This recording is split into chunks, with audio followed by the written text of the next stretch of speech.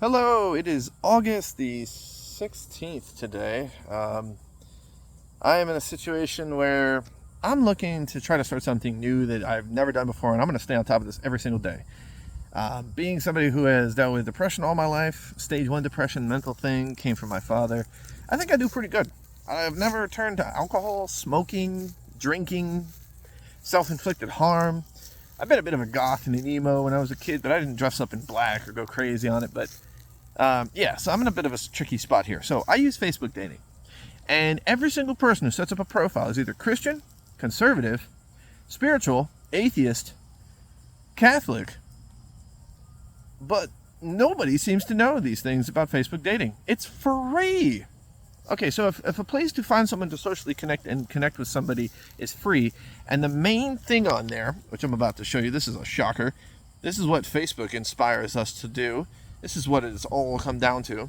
You go down to dating preferences. When you go to a point where you ask yourself the question about dating preferences, advanced preferences, or even just through, what is it? Hold on a second. It might be in settings. Yeah, I think it's in settings. Privacy settings. It says right here, blocking people in dating. So like the topic here that I'm going to try to touch on is blocking people in dating. It's similar to like the cell phone, like you're getting a text from somebody you don't want to text, but similarly you normally only block people on text if you're getting spam calls, which would be like excess frequently, too often, with same sketchy type messaging.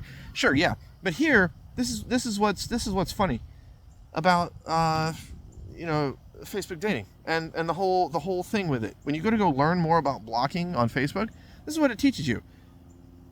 Essentially, blocking someone on dating is essentially the best way to handle it.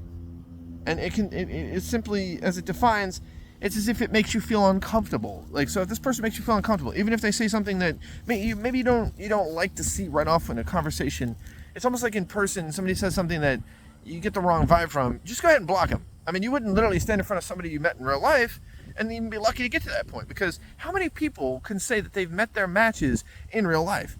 More than 90% of the world's population finds their internet as the primary source for their function to connect. So if our population is faced with a paramount predicament of being over 8 billion people in the world, and we're all used to using social media, well, then we have a bit of a problem here. Because if we can't even find someone and handle being in person, looking them dead in the eyes, handling a normal conversation, intellectually speaking with that person, and physically connecting with them, because we have to do it online, but yet it's so easy when it's online to block someone, remove somebody, ghost somebody, ignore somebody. How do you expect the human world and human society to continue to grow, benefit, have kids, have future generations? And for those kids who are already growing up with manic depression and depression because they see stuff that older people post that put them down and depress them, my point is to spread awareness, not to depress. It's a reality check here. I mean, look at this. We've got Putin that's invaded Ukraine, Putin who claims he's doing good for the world. He's fighting his own fight, but yet he's killing his own people. And then you've got our corrupt and busted up, twisted versions of what's going on with everybody who thinks that they know everything about the Lord or for the Almighty because of what they follow in code textbooks or in the book. So when you break it down, when you try to meet somebody in person and it's so easy to block somebody on the internet, you have an impossible impracticality in ever having a true connection with another person because they judge you on your looks, your faith, your religion, your basis, your background, your creed, whatever it could be. So all I can say is, instead of spreading such hate, bigotry, dissociation, and disconnection, how about actually trying to get to know somebody, like the old statement, don't judge a book by its cover, before you actually literally put that person into a position of feeling like every time they try to connect with somebody, they get shut off, closed off, judged, persecuted, treated differently, put down. It's hard to really feel like a person like that, which you got to imagine with all the mental health crisis, as we spread awareness to those who turn to violence, turn to drugs, choose to hurt innocent people. All these shootings and all the violence and all the bad acts that people have done in the past, you got to wonder, when there was a friend there, why weren't their friends there for them when they needed it? When somebody asked them, did they ever have friends in their life, but that person turned and did something terrible? Well, there's a reason for it. The treatment of others, no matter how big or small, and those little tiny minute actions that could affect a person's mentality, moral compass, or their dignity, depending on whether or not they know right from wrong, could be pushed over the edge just from a simple act or inaction of somebody not doing something when they could have done it. And the same thing comes with dating. Time is something that a lot of people I see on Facebook dating profiles, they say, don't take life so serious, or we want somebody who's not so serious. Here's the funny thing. Most people don't even take a relationship seriously. It's almost like it's just trying on a new outfit or trying a new meal. If it tastes good once, it's good. We crap it out, we're on to the next, and no big deal. That's the way people are treating dating. Or trying on a new set of clothes that you wear until they wear and tear, and then you want a new set. You just try it on. People aren't actually dating for the long term, for the commitment. They're jumping from to and fro as if they're going to try a new ride, try a new field, jump in the saddle, try a new horse, whatever the term may be, try a new car, or a new phone, or a new technology gadget, until they get bored with it, and then throw it out. Is that really what we're pushing our generations and kids to have to face? I say enough is enough. It's time to actually think about what we're doing to the people that we are living with in our generations day by day. It's not as bad enough that the older generations have to watch the rest of us fall apart, divide, destroy each other. And we have to watch our world leaders have to step back and wait to see what other world leaders that have been around for over 50 years, what they're planning on doing to beset on the history of our textbooks and our worlds to watch what's going on. Yeah, this is deep and this is reality, but this is the world we live in. So something to think about. And for those who have watched my past videos and didn't watch the full thing, this is why this one's a little shorter. I know you watched it, but did you watch all of it? Now I'm actually making it a lot shorter, and I'm hoping you're actually going to start holding a little bit higher to your own accountability, to how much content you absorb, and what you try to give me feedback on, especially on things that are relevant topics just like this, where I have to live with, in situations like I'm dealing with, a narcissist who used to drink too much beer until I called him out for it, and he got up in my face and spit in my face, called the cops, make false claims. I tried to threaten him with my firearm because I am a proud Second Amendment owner. I don't send money to this group because this group is corrupt. You can look up the NRA. I don't agree with their nonsense, but I definitely agree with the Second Amendment right, and I don't let the NRA dictate my right to believe what I should or shouldn't vote on and who I should be with, as if in fear that, oh no, the Democrats are going to take our guns. No, they're not. It's no different than any other circumstance. But what is crazy is I'm not going to vote for a Khan. I'm voting for Kamala and Waltz. Okay, 2024, Kamala and Waltz. Those are my elected candidates of choice of this year, because I know Kamala will tackle Russia. Kamala will tackle Putin. Kamala is going to fix a lot of problems that Biden got too old to, and thank goodness he stepped down, good in decency. And as a message to Donald Trump, thank you, Donald Trump, for at least being the person you've always been, self-conceited, about yourself, and proud enough to make a statement over being nearly killed and shot in the head. Very proud with a fist pump. Hoorah. All your fans and MAGA people and cult people have taken that to a whole new level.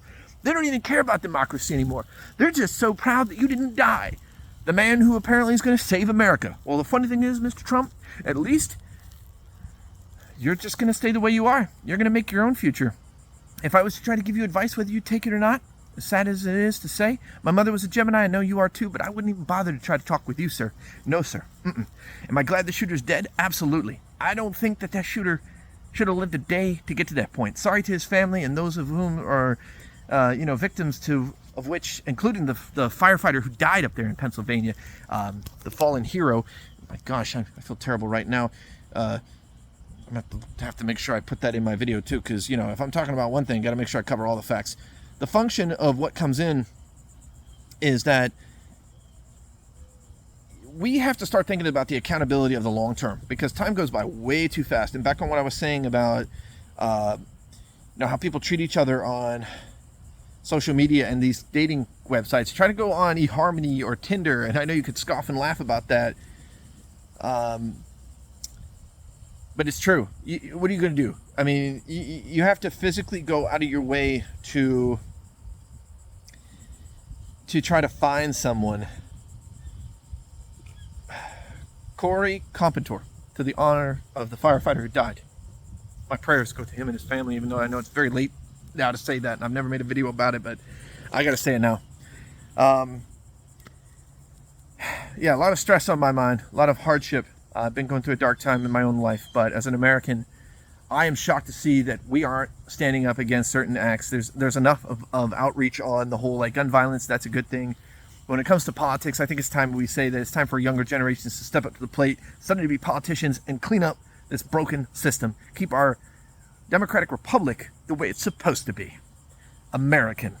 And even though, if fun fact for you didn't know this, George Washington didn't trust outside sources. That's about all I know about his documental history. He did not trust other countries. He only trusted what could be done in America, for America, by Americans. And that was because of the British in that time. That's why he didn't trust anybody else. There's a lot of stuff you can read about Mr. Washington, founding fathers, presidents, and some part of me believes there's some hidden code textbook and walkthrough of what the founding fathers would think of today, which, of course, they can't speak on that stuff because they're in a totally different century. Way back. Now, what I'm going to get at, last and foremost for this last bit of this video is, imagine spending all your life having had kids, maybe didn't choose to have kids, don't want to have kids, but you always judge somebody on their looks, their differences, their political views, their creed, what they're into. I mean, I'm a furry, okay? I'm not even afraid to admit it. I'm a Second Amendment proud, independent, gonna vote for a Democrat this year because I wasn't gonna vote for Biden. Nope, I wasn't gonna do it.